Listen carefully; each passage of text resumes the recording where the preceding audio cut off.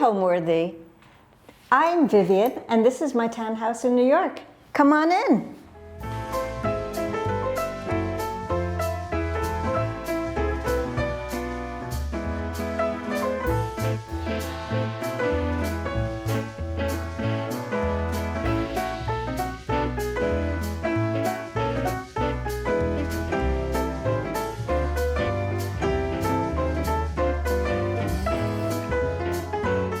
You're watching Homeworthy, where we believe every home has a story. Hi, my name is Vivian Reiss, and I'm an artist. And here we are in my townhome in New York City. I grew up in New York on the Upper West Side, and I went to school, elementary school, between Amsterdam and Columbus on 89th Street. And I'd look across the street and see these old rundown houses and would dream, I wish I could buy one. I wish I could have bought one then, because it would have been a lot less expensive than what one paid in the 2000s. But so it's been my lifelong dream to own a townhouse in New York. I lived in Toronto for many years. I've renovated over 40 houses. And when I decided to come back to New York, my place of my heart, I really wanted a townhouse. So I started to look. There was a carriage house that I loved that was in this neighborhood. And every night I would dream of it, and it kept me going. But as soon as I had the money to do it, it had been sold. So I said, okay, let's get back up on the horse and let's look at houses. And I had walked by this house like the day before I saw it, and I'm like, that's kind of interesting. My son had also looked at listings and said, you should look at this house. And then my agent said, well, we are looking at this house. So when I walked in, it was nothing like it is today. It was a very bizarre house, but it's kind of a philosophy, the worse it is, the better I can make it. And so voila, you're in my home of today.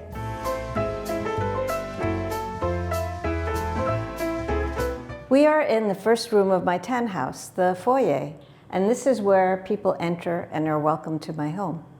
So I hope that this is a very welcoming space. Right here is a chandelier from Murano. It's from about 1840. And before I was born, they made colors like this, and now I fill the whole world with colors like this. So as we walk around the room, I'll introduce you to some of my art. This is a self-portrait I did. I think it was the last portrait I did in my old house of my garden.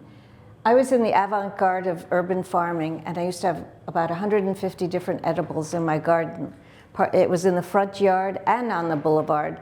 So you could say I was in the avant-garde of guerrilla gardening as well.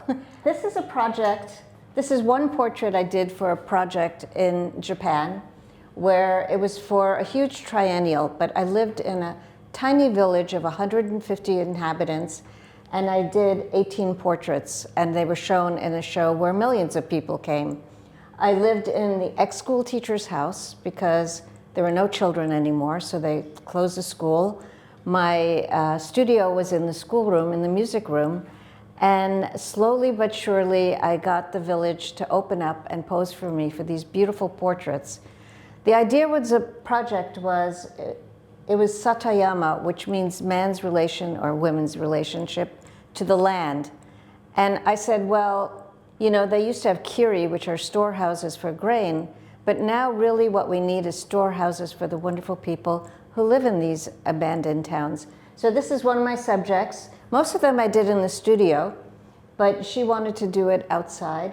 She was probably about 91 and lived with her husband. She loved irises. And in Japan, the irises bloom all summer, not just in the spring. And you can see here I am in her garden. And this is the way I start every painting, with a drawing on canvas. This is a painting I did for a show I did at the Royal Ontario Museum in Toronto. It was in the restaurant. Jamie Kennedy is a famous Canadian chef, and he was in the beginning of the farm-to-table movement. And so all of the paintings had to do with food. There was performance, a mezzo-soprano, a pianist, and it was all centered around food. And she represents Donovan's saffron. So saffron as an herb, the electrical bananas, the tea, the lemons, all the things that are talked about in the song. saffron. People ask me, where do I get inspiration? And they think like inspiration is a bolt of lightning. I always say, get to work and you'll find inspiration, because there's inspiration everywhere you look. But if you don't start doing it, there's no paintings. There's nothing to share with the world. Creativity kind of wells from inside. It's like breathing. You can't help it. It's a way of living. So is it the most personal? You are a person and it comes from you, but creativity is a force. And so the force is like a conversation between you and the world and you. And if it's a portrait, between you and your subject, the subject and you, and then the third person enters who sees it as a painting. So these chairs were in my house in Toronto, and by the time they arrived here, the upholstery was not in the best condition, and I renovated the house. I got tired, and I'm like, I collect textiles. Why don't I just throw all kinds of textiles on the chairs, and then I don't have to send them out? And so that's what I did. This table I love because in my old house I had a floor that was a mosaic that I made of many pieces of stone that I got from the marble yard. I said, give me all your scraps. And I made this beautiful patchwork. I had one piece left, this piece of onyx, and it broke in transit. And I had these two plexiglass bases that I'd bought at a flea market, you know, because you never know what might come in handy sometime. And so I just took the broken pieces and put it on it, and I love it. It's just such an unusual coffee table. The porcelain that you see up there and the glass came from my great-grandfather's store. He had a glass and porcelain store in Budapest. On the side, those palettes, I never throw away my palettes. I never wash the paint off. They just pile up, and then eventually it gets too heavy, and I get a new palette. So these are two old ones. These lamps I love. They're 70s lamps. You'll see as you go through the house, I must have a thing for pink lights. So these are two pink lights, and I bought them at a flea market, and I had gotten there by 10 o'clock, and I couldn't believe that nobody had bought them. Even I thought, like at 6 o'clock, somebody would wake up and buy these two marvelous 70s plastic, actually, lights. The painting I did is of a farm that raises sheep. They're vegetarians, so they don't eat them. They're just pet sheep. And I went there many times, and the sheep never pose, but they have a curiosity, and they would come up and they'd start licking my canvas and wanted to be petted. So I love doing these animal scenes. So these mirrored cabinets, I bought them from a house where people had collected so much stuff. They love porcelain, and they're actually French from the 1700s. And this I bought at a flea market. I love porcelain that's in the shape of things that are not porcelain, so hence the strawberries. These are beautiful painted Japanese tea set. You'll see more of it up there. And these two little pieces are also from my great-grandfather. So when I bought this house, this room was all paneled wood, not beautiful paneling, like sauna paneling, and it was on a diagonal. When I pulled it off the wall, they'd put it on with a lot of glue, and so I had like these amazing gluey strips, which did not look good. The ceiling was a popcorn ceiling, so I had to put a new ceiling on it. But wherever there was plaster, I preserved the plaster. I used like a plaster mesh that you put on, and then you apply plaster just like in the old days. The crown molding, that's the original molding that was here, and I painted it in all these beautiful colors. I think that really gives the room the excitement, the warmth. It's like entering into the palace of candy. So now we're leaving the foyer and coming into the main space of the house.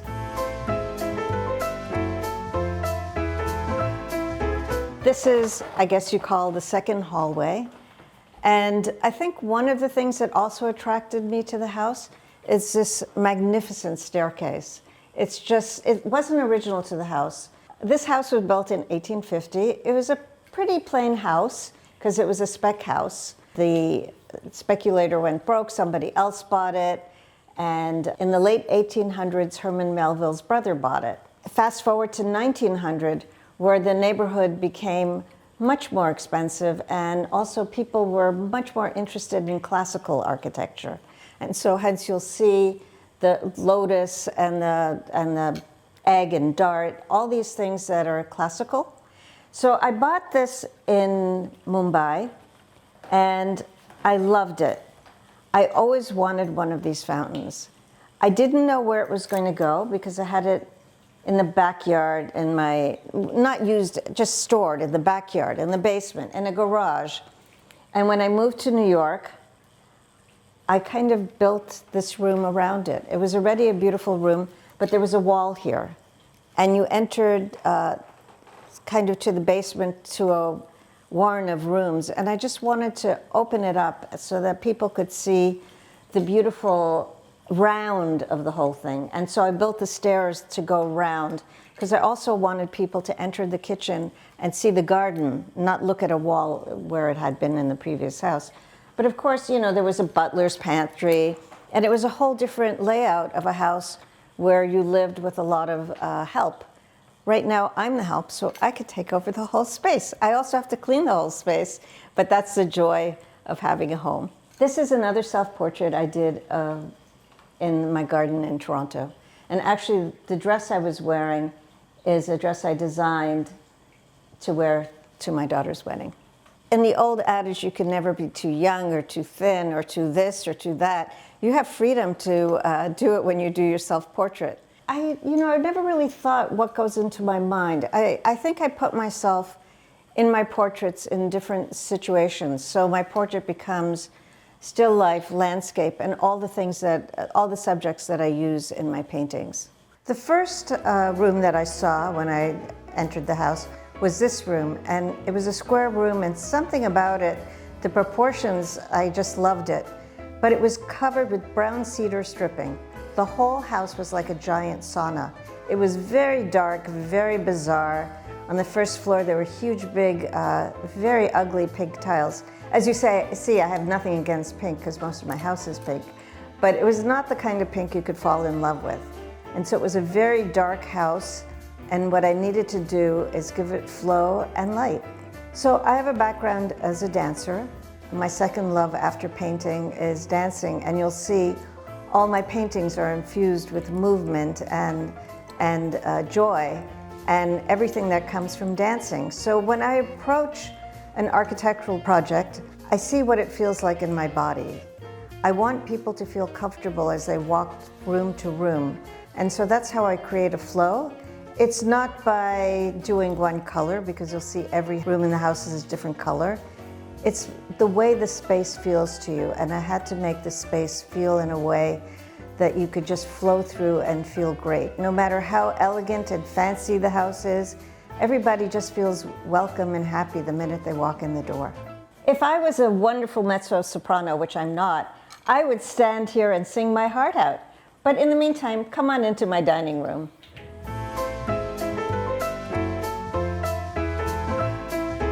Now we're entering the dining room, and this is the one room that wasn't ruined by cedar stripping all the way around. This was created in 1900, like I said, that at that time, people were much more into classical. And every home needed one of these beautiful paneled dining rooms. You'll see it at the Frick, at the Morgan, at the Cooper Hewitt. This is a mini version of it. But even they must have been stock components, because I've seen some of these components in those houses as well.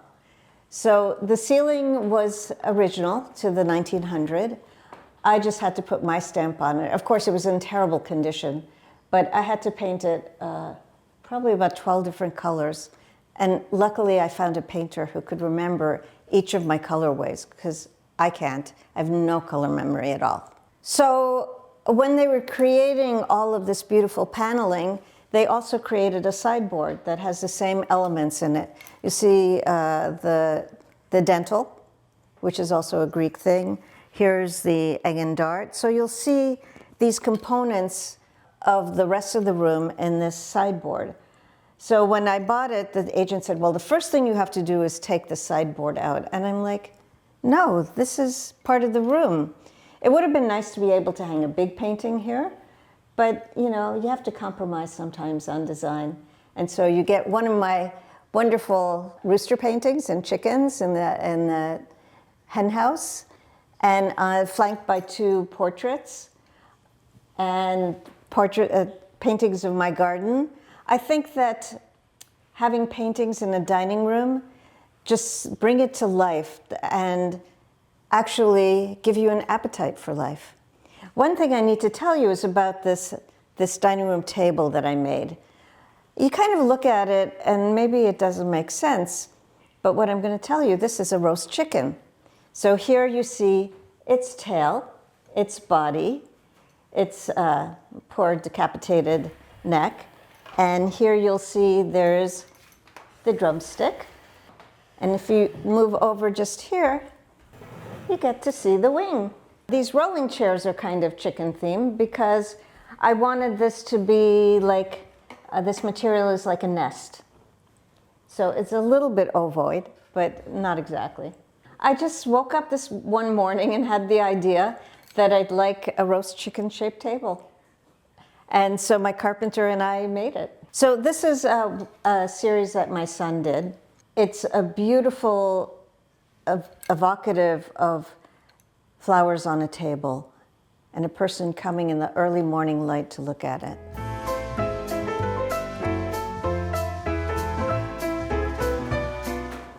I created this spiral staircase to go around the fountain, and I love the idea of round rather than just going straight. As you'll see, my staircase is rounded going up the whole house. And sometimes it's difficult when you're trying to add on something and change to make it so that it seems like it's not awkward. Either like it was always there or this is a new interpretation of it. So I would say this staircase is a new interpretation of the rest of my beautiful Art Nouveau staircase. Here we are in the kitchen, the beating heart of my house. I think kitchens are usually the beating heart of people's houses because it's where people love to gather. And so I have all kinds of parties in here. I have this huge, big island, so I can put out all kinds of food. I love to cook. I've cooked since I was a little child. You'll see here my collection of miniatures kitchens. Well, that was my original miniature kitchen. And I fell in love with cooking when I was about 5 years old. I always used to beg my mother, give me something that I can put in my miniature kitchen. And she gave me little alphabet noodles, and I put them in a pot, and I put water in it. And the next morning, they were like cooked noodles, and I'm like, this is magic. And so that set me off on a lifelong passion for cooking. And I love to nurture. I love to feed people. I love to make people feel good. And so food is a wonderful way of bringing people together. But that's kind of an obvious sentiment, but it's great. This is my love. This is my kitchen. This is I created myself. What's unusual about this kitchen is in contemporary homes, they want kitchens to look like they're not kitchens. Like in Victorian times, everything was disparate. There was no like fitted cabinets. But I wanted kind of a hybrid between a fitted cabinet and really having appliances. So I really wanted a stove that looks like a stove. I didn't want a stove that disappeared into the woodwork, so to speak. My dishwashers, I covered with some of my food paintings. So this is actually my palette. So you see all the paint on it, and then beautiful things from my haskap berries, radishes, all kinds of things, onions that I picked from my garden. The freezer is another photograph that I took. I have kiwi vines here. They haven't given me kiwis. Maybe I got 2 this year. But I used to have abundant kiwis, and I created kiwi ice cream because the blossoms have this wonderful taste. So this I thought was appropriate for the freezer. On this dishwasher is honey in the garden. So we have all these beautiful tomatoes I grew and edible flowers on the grass. And I think the most innovative part is the fridge. So when I first bought the house, it had a very old glass, like refrigerator, commercial refrigerator where you could see in the shelves. I mean, it was very old and decrepit and moldy and whatever. But I thought, okay, I'm not so organized and neat that I could have a glass-fronted fridge and you'd see all the contents. But I'm an artist. I can paint what's inside of my fridge and put it on my fridge. So this is like an enduring view of my fridge with all the kind of great party foods, lobsters, cakes, eggs, chops, cans, maple syrup, fruits, vegetables. Here it is for everyone to admire. So I had a dream for my countertop that I wanted to cover it with my food photographs, because there were about 5 years where in the summer I got up at 5 o'clock every morning, picked something from the garden, thought of a recipe, cooked it, styled it on my multitude of plates, and then photographed it just as the early morning light was coming on. So it was a beautiful, like, animated light. And somehow, through my drive, and I needed to have it done, I figured out how to have this manufactured. So when I bought the house, the kitchen was as bizarre as the rest of the house. It was black and white tiles, but little insets of like other things. These people actually thought they were artists, but it was just terrible. It was like you needed sunglasses when you came here, and not because it was so light. And also the floor was at kind of the level here. So my first job in doing the house is getting rid of the warren of rooms that were here, because there used to be, not in the time I bought it, but originally in 1900 they had constructed a servant's dining room, a wine cellar, a cold cellar for jams and things like that. They had a bicycle room as well. But then in the 70s, when these people renovated again, it was just like little warrens of rooms. So the first thing I did is I dug down 3.5 feet to make this beautiful high ceiling, which just gives the room such warmth and light. And these are the original beams of the house. These are the 1850 beams.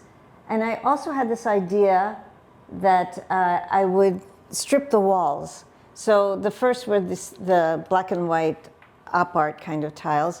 Then came the 1900 renovation, which was subway tiles. Who knew that subway tiles is what they used in the 1900s, early 1900s?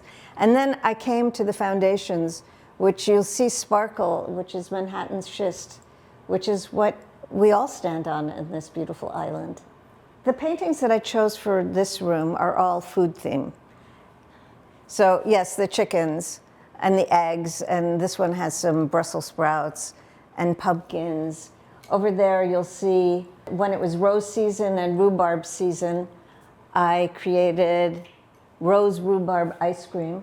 That's my Danvier ice cream maker, which I still have and pull out at most dinner parties, and people have to crank and make ice cream.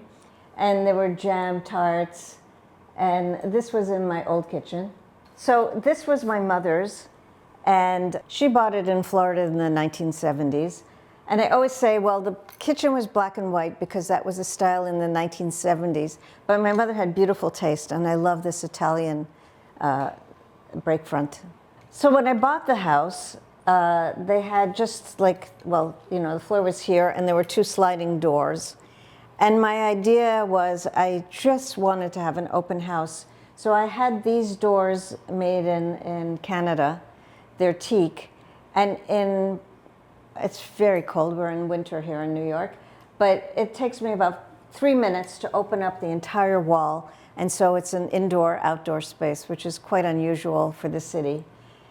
So I dug down in the basement, in the garden as well. It was always a 2-leveled garden. But originally there was a big, huge cement staircase that came almost to the door, and a fire escape from the first dining room out to there. But since it's a single family house now and it's sprinklered, I don't need that anymore to have a fire escape. So it was like just such a mess, this garden.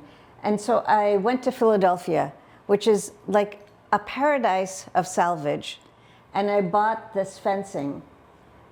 It was not in the form it is now, but somehow I had this feeling that I could make this work. And during the pandemic, when a lot of people were out of work because they were not allowed to work, I had iron welders from the airport come, and they put the ironwork together. So what's interesting is that little piece up there, I needed it because there's a staircase that goes up behind. I needed it to make the stair high enough, and I had just one little piece left, which I put over my fireplace. I had done a few events where I did hearth cooking, and I thought, wow, wouldn't it be great to have a hearth in my home that I could cook on? And as I said, this was kind of the hearth height anyway, so this works out perfectly because you can cook in it and it's just the right height. You don't have to bend down. So you remember upstairs by the fountain, I said there used to be a wall? This was the wainscoting for the wall. And I just turned it right side up and I made a door because I wanted something that pulled the house together, and this was just perfect for doing that. So enter into my garden powder room. So as you see, there's like many themes inside my house. So I had created this lamp for my old gallery in Toronto, which I brought here. I had actually bought the lamp at the Bronx Botanical Garden, and I turned it into a light fixture. I mean, lamp, no, that's a watering can. It's not a lamp. The watering can, this beautiful apple picking ladder I actually found on the street.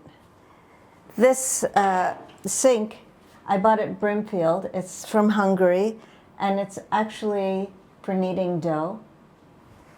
And I came up with this idea that it had to float here. So you'll see little garden implements, and also, you know, it's rustic because of the schist wall. And the floor is interesting too, because in one bathroom in the house that I ripped apart, there was a plastic shower, and when I took the plastic shower out, it had solid marble walls.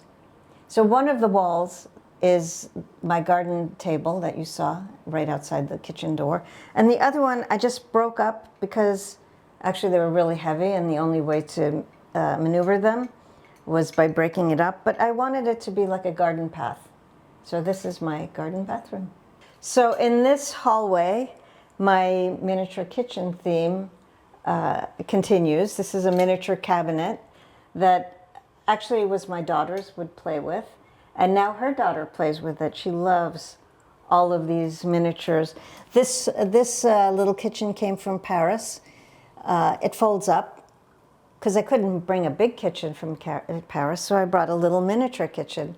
And this was a painting of my old kitchen, and I call it the artist's birthday. You see the birthday cake, the music, the crabs on the floor, the coffee being made, all of the animals and food and everything is alive. Even the bubbles in the sink are exciting. And I love these three paintings. This is a series by my son Joel Garten. This is beautiful oil pastels on paper. And I just love this collection. Here we have my elevator, a wonderful convenience for my house. I try not to use it except if I'm carrying something heavy because I like to stay in shape. But the story of the elevator, I think this was the hardest structural thing to do in the house because you have to have it made out of I-beams. It's like building a skyscraper within your house because the shaft can't move at all. So I had welders and this big steel came in, and then you have to have it double drywalled, and there can't be one tiny hole. So everything has to be fireproof. So it was really an exciting adventure and something new to learn how to put in a residential elevator. But it'll be here in 1 minute. It's hydraulic, it's not electric, so they have pistons and it runs very smoothly and quietly. It's really a marvel, and I can't believe that I have an elevator, let alone a staircase. Okay, I'm going for a ride. See you later. People often ask me how long I've been an artist, and I say, I think I came out of the womb with a paintbrush in my hand.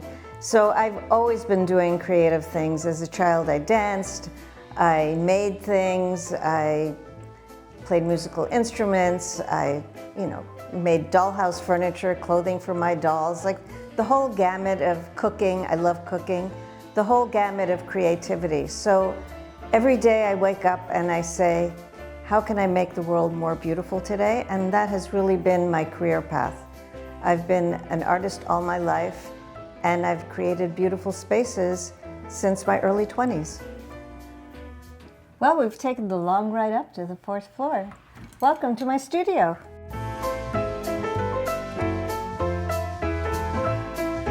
So this is my studio. This is where I paint, and people ask me, do I paint every day? I paint a lot here. As you'll see, I have volumes of work. I'm constantly thinking of new ideas, my passions, my people I know, people that I don't know that become close friends from posing for me. This is where it happens. I've had an over 40-year career in art with over 50 one-woman shows all around the world. I have collectors in so many countries. I have so many people that I honor that I have met them, that they collect my work. They become friends. It's an explosive experience and also a very intimate experience. I love doing portraits because being an artist is a little bit lonely, and it's wonderful to get people into the studio, and it's a wonderful conversation. It's non-threatening. I love doing portraits. We really get to know each other because it really is a dialogue between the sitter and myself and the sitter. So I always ask my subjects to bring something of importance for them. So it becomes kind of a touchstone for the painting, and it enters into the vocabulary of the painting, the composition of the painting. So for example, this is one that I just finished. This is of Omri, who's one of my dance teachers, and he actually brought 3 objects. He brought a spool of red thread. He brought a big stuffed lion because he's a Leo, and a sculpture that he had made in high school. And he wore a sweater that his mother made.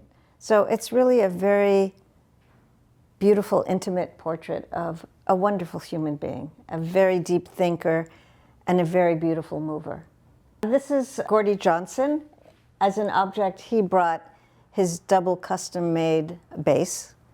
And he lives in Austin now. And I guess it's prescient that he was wearing red cowboy boots in this particular painting.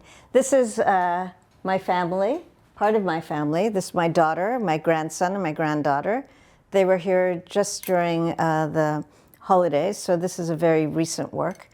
And yeah, the kids don't stay too still, but it's like, you don't need to stay stock still in my paintings. I welcome people to move around, because actually, as you move around, you become more yourself. You become in the position that you usually take. The face is the last thing I paint, because all of you is also in your movement, about how you hold yourself.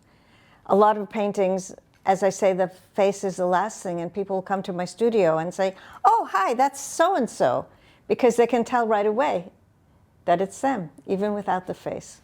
So maybe the eyes are not the portal to the soul. Your whole being is your portal to your soul. This is part of my still life series. Before I went to Japan, I really had to do that huge job of 18 portraits in 2.5 months. So I did a quick series of still lifes. And so these are my different toys, my Kewpie dolls. I guess this one is mainly Kewpie dolls. But it's all about the composition. Like in still lifes, you really get to think about composition in a different way, because the things are not moving. And as you use the same objects over and over again, it's not like you have to depict the object. You already know how to depict the object, how to draw it. And so it gives you a different kind of freedom to create new compositions. This is also a portrait of my family. My cousin Valerie von Sobel came to visit, And she didn't give me a lot of time, but she's an amazing dresser, and she was wearing, this is not made up, everything, the butterflies, it was kind of a piece of face jewelry that she was wearing. And this is my daughter, and this is my granddaughter. And this little dog was not here, but my cousin always has dachshunds, so I had to include that in the painting. This is a painting of my garden in Toronto. It's a diptych. It's 2 panels. And I loved to have enormous things in my garden. So this is a giant taro that I had, and I planted them year after year. It was unusual to have something so tropical in a garden in Canada. And as you see, my aesthetic of my garden, there's Swiss chard, there's tomatoes, there's nasturtiums, there are eggplants. Everything is growing in a kind of harmony. There's no hierarchy of what's more beautiful than other things in a garden. Everything that grows is beautiful. If you look at the way I would create my garden every year, I'd start with a blank canvas. I didn't have a lot, except for my roses, I did not have perennials. So the soil was like a blank canvas. And then you kind of place things on the soil that you think will look good. And as it grows, you kind of groom it in a way that you want its composition. And of course, the energy, and also that you can't plan everything. Like gardens have serendipity to it. Paintings have serendipity to it. And what the artist's role is to make sense of the serendipity. Artists kind of recreate the world, reshape the world. It's like science. We're trying to understand how the world is put together. And that's what composition is, and color, and movement, and plasticity, and all the things that happen on a very flat surface. So I've been doing a lot of portraits, and I've done a few self-portraits. And so I thought, I found a box in the basement with all my old still life objects. And I said, it's time to start doing a still life. And so I've done, kind of moved into a bigger still life format that I used. And I put up my old bears. I bought these all at a flea market in Budapest. I think they're German wind-up toys. Usually I have my subject sitting here, my human subject, but today I have some inanimate subjects here. And I lined up that, and I did it differently than I used to do still lifes. Usually I put them on a table, but now I feel like I know the objects well enough that they can go on different planes. So there's this plane, and then things sitting on the floor, and of course, things at different perspectives that don't exist in real life. But that's the story of early 20th century art, and also Japanese art, where you play with the perspectives. People are always fascinated by my palette and my paints, and they can't really understand this organization. But at art school, you're taught to clean your palette every day and scrape off all the paint and start again. And I always thought, what a waste of paint, because oil paint stays viable for quite a long time. Sometimes you have to poke underneath it. But also, the paint is laid out in a logical pattern. And to me, to start every day to do this logic is like, it interferes with actually getting to work. You have to think about something else. And I keep on getting more and more colors. Somehow, when I look at them, I know from the outside what the colors are. It's just an instinct that I know what's what. I mean, I do have them a little bit organized in some other places, but mainly it's in this jumble of wonderfulness and color. Is it necessary for people to go to art school to do art? No, I don't think so at all. As a matter of fact, I followed a career path where I went to the kind of the high school where they wanted you to go to Yale or Vassar or any of those. And I felt like I really didn't want to learn how to do art in an academic setting. So I actually did go to art school. I went to the Boston Museum School, which was the top-rated art school in the country at that time. But I stayed there a year, and then I actually just then apprenticed with 2 artists in their studio. And that's really how I learned how to paint, but not just how to paint, like how to set up shows, how to live the life of an artist. So is it necessary? No, my son never went to art school, and he does these amazing paintings. He collects a lot of self-taught Southern art. I also have quite a bit of the Souls Run Deep artists. So do you need to go to art school? No. I mean, art was created from like cave art. You go into the caves in France, and the art is so beautiful it can make you cry. Maybe, I don't think that they were done by just anybody. I think those were the artists of the time.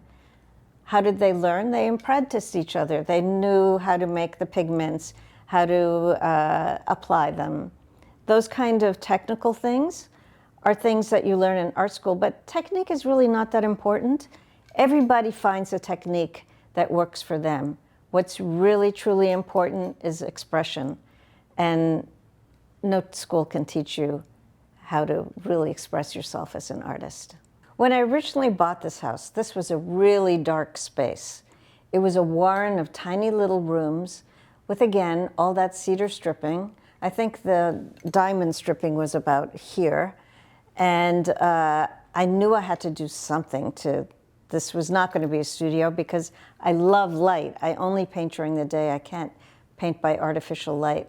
So I started by just taking down wall after wall after wall, and taking down the ceiling too, so that I have these exposed beams and a higher ceiling. And as you see, my dining room is so ornate and old-fashioned, and I'm so lucky I get to create all these different kinds of spaces because I have that formal dining room, and here I have a New York loft. White, exposed brick. It's paradise.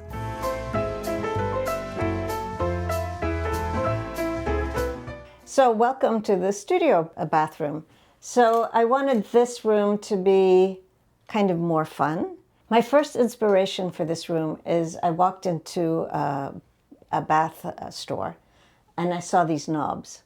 And I just love these red knobs. And I thought, wow, okay, I need that for my bathroom. And for that, I had taken down the ceiling. The skylight was original to the house. And so red and white ceiling, bathtub. I need a red bathtub. And I love scallops. So I had these custom made in California, these scallop tiles. And then, wow, I needed a scalloped chandelier, which is mother of pearl. I think they're made in the Philippines. And I love this mirror. It's so different than the rest, but it's also quite the same because like these knobs make flowers, and they're the flowers up here. And actually there was a niche here, not as symmetrical because it's part of the fireplace of the house next door. So I made these shelves for my toy boats. As you see, I love toys. This actually was the original ladder to the roof. It was in a different corner. It was at the top of the stairs. It was like you had to squeeze yourself through a hole like this to get to the roof. So I made it my towel bar. This is an antique from Saskatchewan. This is what I keep my toiletries in. Rooster painting, of course. And one of my old palettes. Practically every room needs one of those.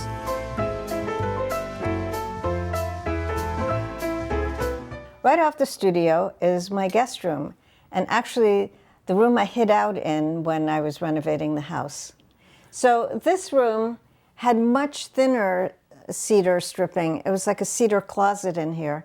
And I decided, actually in this room, it would be fun just to paint it all white, so I have like my little summer cottage up here. So I painted it white. I put in the crown molding, which of course makes every room better. And it had a pine floor, and I'm like, I need a blue floor.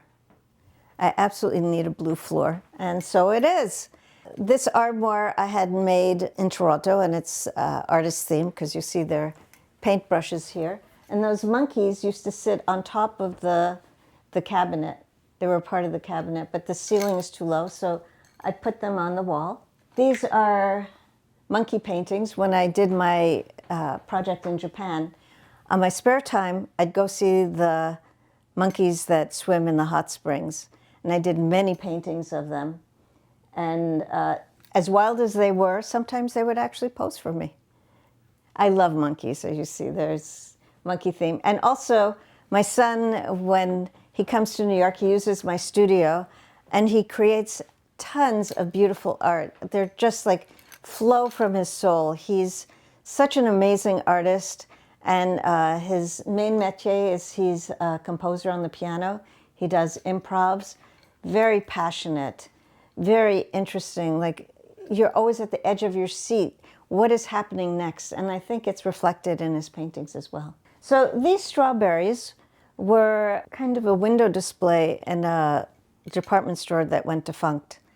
And I knew I had to have them. I waited till midnight till it came up in the auction when I finally bought them. And these wonderful heart-shaped things, I've had them for so long. I don't know what they are, but they look like the same technique as toilet covers. But of course, you don't have heart-shaped toilet seats. But I bought them at the flea market in Thailand, in Bangkok, and I've loved them ever since. They followed me everywhere.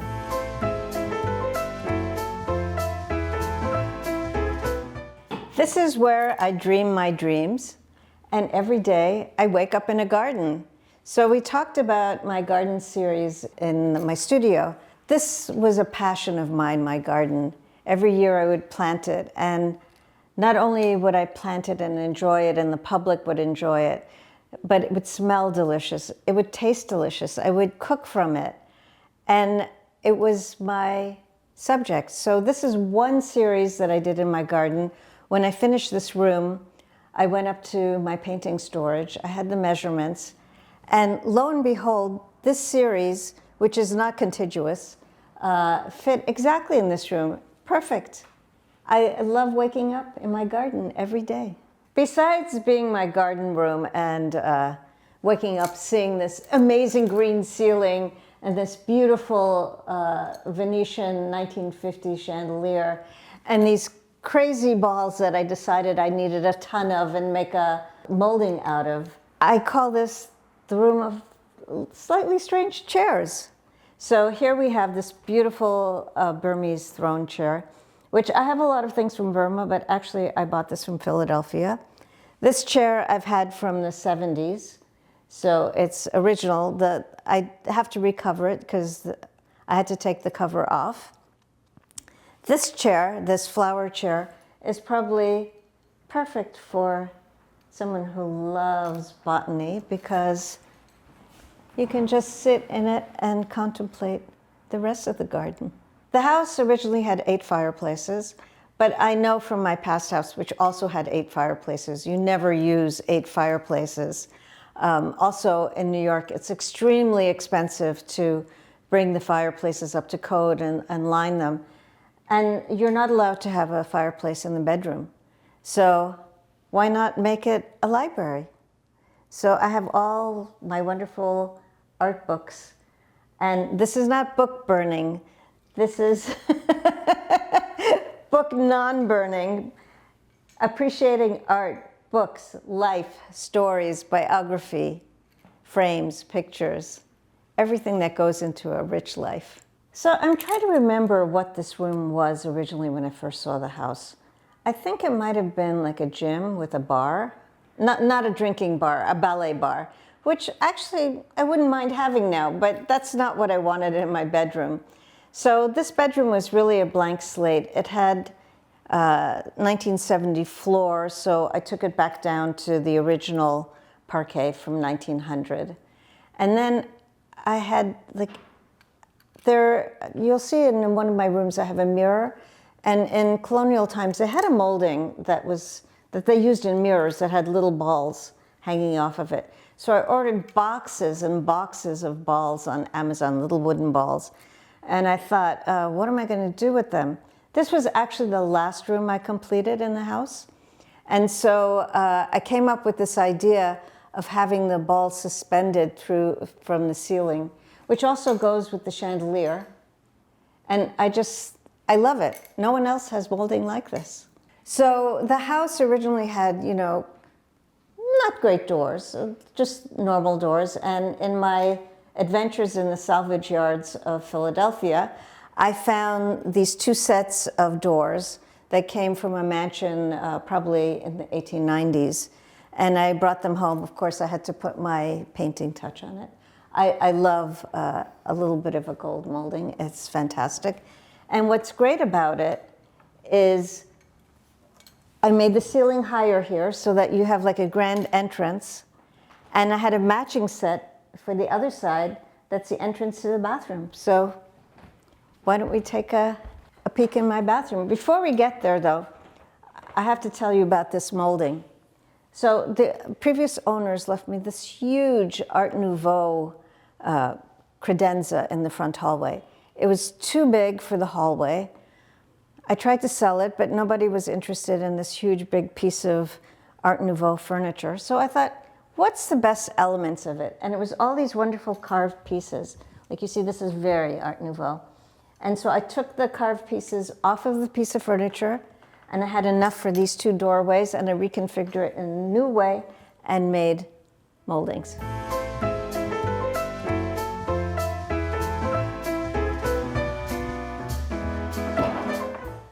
This is my wow bathroom. So I love Islamic art. So the bathroom was inspired by Islamic architecture and objects. So the one thing that I knew I wanted it bright in here, and I had this idea of opalescent tiles. And I looked all over, and finally a friend who lives in Mexico came here and she said, I have the perfect tiles for you. I use them in my house. So these are actually Mexican pool tiles with this beautiful iridescence. But you start one simple thing, and if you're me, it gets more and more complicated. So of course I couldn't just have white plain tiles, I had to have mosaics. So I picked out some gold tiles, and then I kept on ordering little squares of mirror. And then I'm like, oh, but that mother of pearl tile is so pretty. And so I kept on ordering mother of pearl tile. And then I had like these little elements that I could use. So I had these Victorian glass tiebacks, and they came into the picture. Those, you'll see more of them in the shower. The only thing that's original from this house that was from the old renovation were these 2 mirrors that I kept.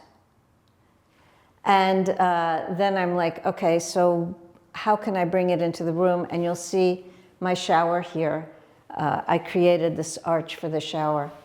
This room was also not in this shape at all. It was also cedar stripping with a very funny ceiling that went like this. And there was a little staircase somewhere in the corner. So I started like, not with a grand plan, but like as each element came by, I would make up the tile work for it. I started on these walls, and I guess to mirror this, I've had this disco ball since the 70s. I found it in a house I was renovating. This is a column from an old house. And so like I knew I wanted to create mosaic columns on the side of the mirrors. On the side of the windows, I just wanted to design. And like one of my favorite things is paisley. So I knew I needed a paisley-shaped bathtub. And my amazing carpenter at night looked at boat building videos, and he figured out how to make this shape. It's actually built like a boat, and then it's fiberglass, and then waterproofed, and then the tiles went in it. So paisley is a beautiful element. This chandelier I had custom made in Morocco.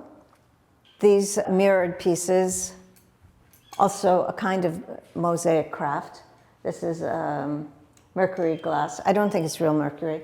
So this came from Udaipur. I had shipped from India. These are Turkish bath shoes. These are in the Turkish bath after you're really hot and steamy, they serve you sorbet. So these are antique sorbet spoons from Istanbul. These are old wallpaper printers. This is they roll them, and that's how they make the tape. I also have ancient beauty supplies. This is a mascara, so they'd put makeup for your eyes in it. These are old, this is Roman. These are old perfume things. These are for togas. They're the pins that hold them closed. I have 3 of them. This is, I bought in India. This is beautiful. This is quartz shaped into a bowl. And totally off topic, I have this chair. I have always wanted this chair from the 70s. It's a French designer, and it was called his friend's chair because he had his friend model for the shape of it.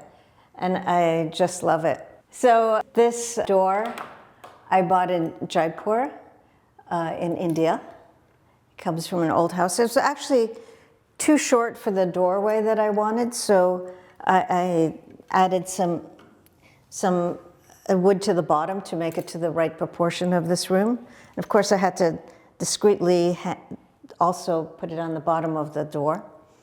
These actually, this one, I bought in a little hardware store in Marrakesh. It was like a little hardware outlet. It was like the size of my shower. And it's actually the pole that goes this way. But I thought, oh, it's great. I could use it as a handle for this door. And welcome into this room. This is where the toilet and the sink are. This mirror is also from Udaipur. The lamps are Moroccan. This is from like an 1850 Turkish hamam. And my idea that I wanted a floating counter. So this was an engineering feat to build these counters. And just to make the sink the right height, I had to lower this. And then when it was all done, I needed to paint it. And the inspiration came from courtyards in madrasas, in Islamic schools, that they have these huge, big stripes. They're not usually in this colorway, but I must say navy and pink are one of my favorite color combinations. So I had this dream come true too, that I had a navy and pink room for my sink. So this was the last part of the bathroom. So this was the grand finale, the shower. So the idea in my head was it was like walking in a garden. So here we have a fountain. Here, this is a reflecting pool. And you'll see like little jets of water there. Then there's a giant urn. And then you have this explosion of flowers. And what's interesting about this is the material that I use. So these gold tiles, I had done a bathroom around 40 years ago that had little gold fishes. They're actually gold. And I saved about 40 of them. I had them in a little plastic bag all these years. And when I did this house, I have 1 tile left. This comes from a bathroom on the 2nd floor that doesn't look like this at all because they're all together, but I took the glass apart to make petals. These are various kind of samples I bought, so I just pulled them off the board and made the bugs and the flowers out of them. The tiebacks, these glass Victorian tiebacks, I bought from the estate of the man who started the American wing at the Metropolitan Museum. And actually they have the other 5 of these in their stack. And I bought some less important ones also. Just these are probably 20s. And also the green circles on the top, in the dining room, there were 2 stained glass windows that were like falling down and made the dining room even darker than it is. So I saved all the little green circles and I used them in my shower. So this is like a shower of memory. I love having space. I came from a very large house. And I grew up in an apartment in New York, and my dream was to have a staircase. And now I have 5 stories of a staircase, so that dream has come true. And I love having people over for dinner, for salons, for concerts. I love sharing my house and meeting new people. There's a myriad of things I love about my home, but not to sound egocentric, but what I love most about my house is it's mine, that I created it. This is my entire vision, my dreams, my passion, and all the work I've put into it.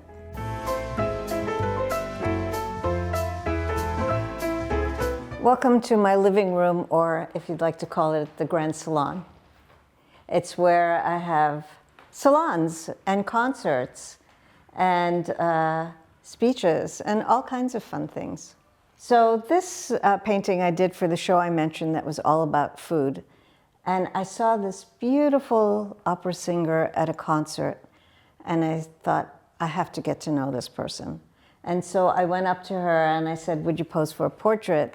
And she said, well, after I give birth, I'll come and pose for you. And this is called the Nursing Diva. She's nursing her baby. And we've been lifelong friends. And what she says about posing for me, she says, it's kind of a combination of having tea with a dear friend and going to a therapist. And this is one of my iconic works. This is also a friend of mine, Eva Goyen, who's this incredible pianist and now composer as well. This is a piano which no house can be without. This was an archway into my old house. These are Art Deco chairs that I covered with dead stock sari material. I used to have two of these chairs. They were actually twin beds, and I shortened them to just the right for a chaise, but in this room, I thought two of them were too much. It houses a little bit of my collection of textiles. This is a kimono. These are from Uzbekistan. But what's really interesting is this was another portrait that I did in the series in Japan. This man worked in a kimono factory, and I went to visit him there. And he did all of the stenciling on the beautiful bridal kimonos. So this is actually his work that he gave to me, all these beautiful textiles. So what kind of questions do I ask people who come from portraits? You know, it's much more organic than asking a question. It's not like an interview, like I'm not a journalist, but I am, like my project in Japan, I did feel like I was an anthropologist, a sociologist, I mean, all these, a psychiatrist. All of these interests come into when you interact with a person. And so, do I start off with a question? No, the conversation just flows. It's not a journalistic expedition, even though in Japan it was slightly different, because I did have things that I would ask people, and I had a translator. And one day the translator, I was sitting there and I was like, I really was working hard. It was like a crazy schedule to get all these done. And I asked the translator, just ask the questions. You know what questions I'm going to ask. And she said, no, I could not do that. Because she felt funny asking people questions, where as an artist, you can ask people anything. So this quote unquote bed, because this is guest bed, party where people sit to listen to concerts, where people played board games. My kids used to, you know, do all kinds of fantasy games. I've had tea parties on it. But it originally comes from Bali, from Indonesia. I bought it there and had it shipped home. And I had a mattress made for it. And I had it reinforced. There's steel underneath it, so many people can sit in here and it won't fall apart. The lights in it, those are Egyptians. That's from Tunisia, and it has some textiles from around the world. I made this pillow out of a beautiful old obi. I stuffed it. These were actually part of my dancing costume when I danced in Bali. This is from Pakistan. This one is the oldest one. It actually came from my grandparents' apartment in Budapest. So that's very special. I wonder, doesn't everybody have a big paintbrush in their living room? I mean, it stands next to this beautiful biblical painting by my son. I had a gallery, and I had two of these brushes made for the gallery. They were outside. And as an artist, proportion is everything. So you'll see in my house, I go from the tiny to the giant, because the size of things and the way they fit together is just so fascinating. So why not have a giant paintbrush?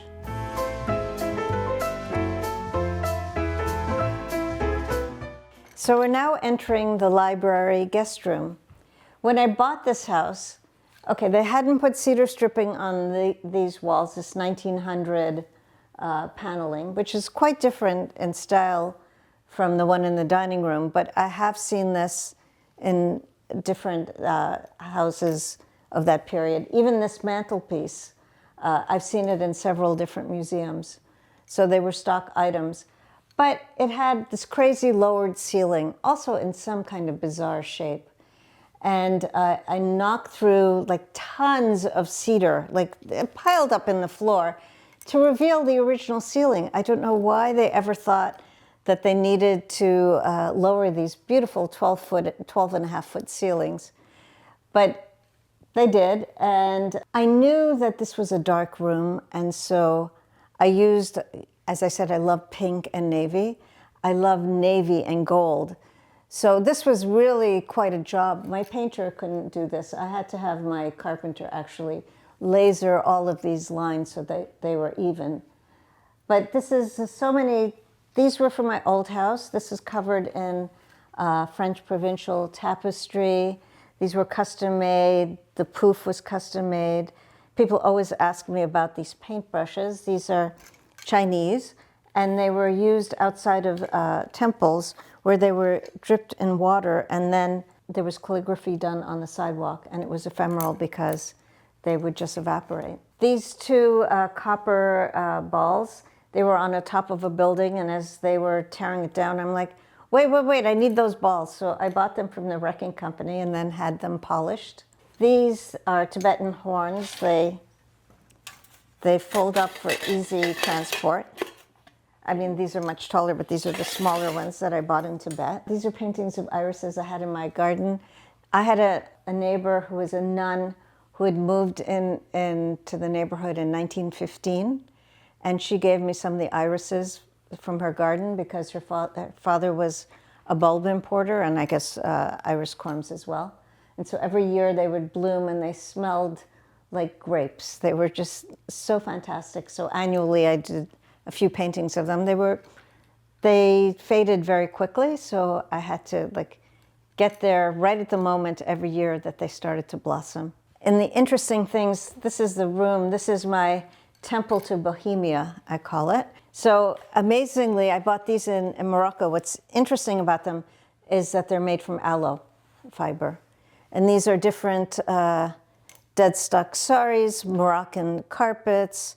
My mother loved leopard, so those were her pillows. This is a beautiful, also from Uzbekistan. Anything that's purple is very special, and these are gold threads. I have another, this one is from Turkey. This is a beautiful jacket with gold thread, and of course my favorite, has some of my favorite paisley. These are interesting. My father had a textile mill in New Jersey, and I went back there, and they had a museum across the street from his now it's a loft, but from his factory.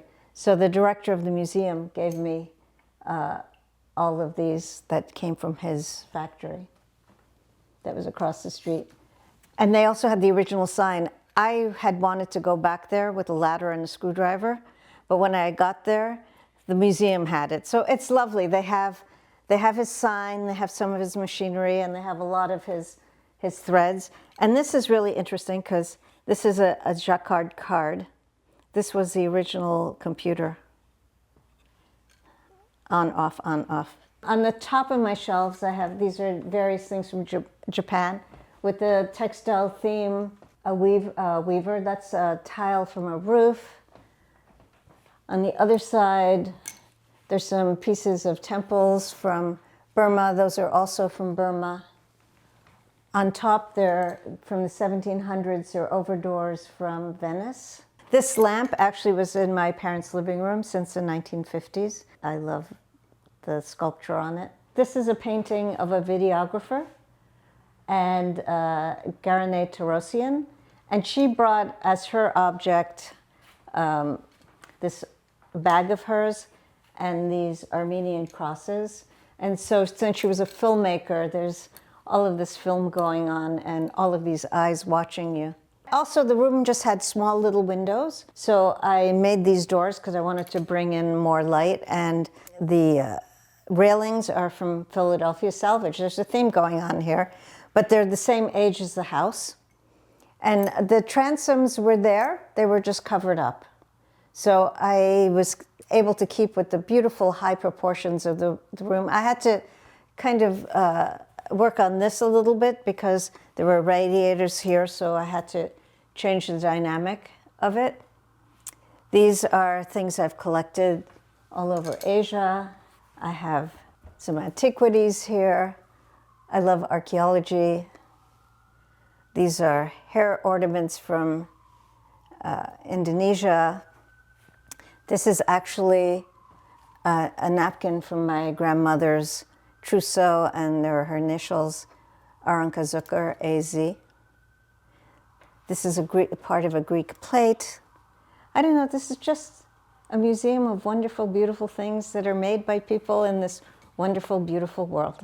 Home means to me a place where I can be free to create and enjoy life. Bye, Homeworthy. Thank you for coming. It's been so much fun.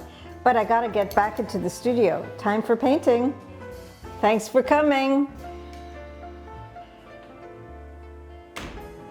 Thanks for watching. Be sure to go to homeworthy.com for exclusive content, shopping guides, and so much more.